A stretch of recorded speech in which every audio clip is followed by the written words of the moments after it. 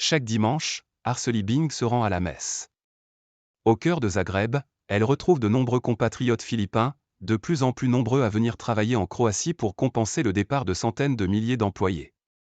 L'Église, c'est important pour nous, les Philippins, parce que nous sommes aussi un pays catholique, explique Madame Bing, qui vit en Croatie depuis 2017. Ils sont le visage du changement au sein d'une société qui s'appuie de plus en plus sur la main-d'œuvre étrangère, pour parer à l'émigration massive de sa population vers des pays plus riches de l'Union européenne, EU, et à un faible taux de natalité. La construction et le tourisme, vital pour l'économie locale, sont particulièrement touchés.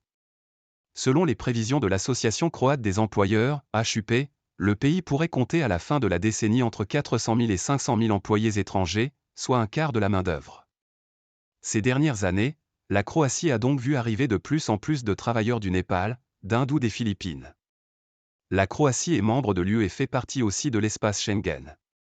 C'est pour cela que je l'ai choisi, explique Danson de Cruz, désormais installé à des milliers de kilomètres de son Kerala natal. Cet Indien de 30 ans est arrivé l'an dernier pour travailler comme mécanicien. Il dirige aujourd'hui sa propre société d'export-import. Son plan est de rester en Croatie car il apprécie son climat, des gens qui sont amicaux et qui parlent anglais. Près de 120 000 ressortissants étrangers avec permis de travail ont été enregistrés en 2023, 40% de plus qu'en 2022. En tête, Bosniens, Serbes et Népalais. Le phénomène est nouveau pour une société plutôt homogène, selon des experts.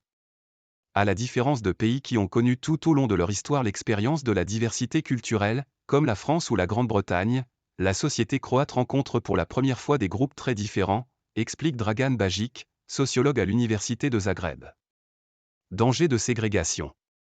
Certains mettent en garde contre le danger de ségrégation des immigrés asiatiques, dont la plupart n'ont pas l'occasion d'interagir avec la population locale, à moins de travailler dans un magasin, ou, comme certains, dans une boulangerie. S'intégrer est un grand défi pour eux. Ils risquent d'être isolés en dehors du travail, craint Angelko Katanek, le curé de l'église Saint-Blaise qui célèbre des messes en anglais depuis 2019. Pour Arsely Bing, comme pour beaucoup d'autres, la Croatie n'est pas encore mentalement prête pour une grande immigration, et le pays essaie encore de comprendre comment faire les choses au mieux.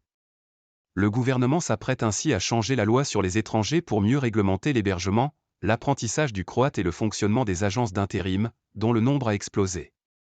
Des abus ont été signalés notamment dans l'immobilier, avec des appartements loués à des prix exorbitants. En parcourant les petites annonces, on trouve par exemple un appartement pour travailleurs, avec 10 à 11 lits, à 200 € par personne. En illustration, des photos d'une chambre remplie de lits superposés, en banlieue de Zagreb. Un journal a récemment révélé que 32 travailleurs étrangers vivaient dans un appartement de 83 mètres carrés à Zagreb. Durga Fuyal, immigrante népalaise, a emprunté 7 000 € pour organiser son voyage. Mais elle a rapidement été déçue, au bout d'un mois elle a perdu son emploi sur la côte adriatique. Son agence lui a tourné le dos. C'était vraiment difficile. Je n'avais plus de travail, pas de logement, pas de quoi manger, pendant près de 2 mois, raconte la jeune femme.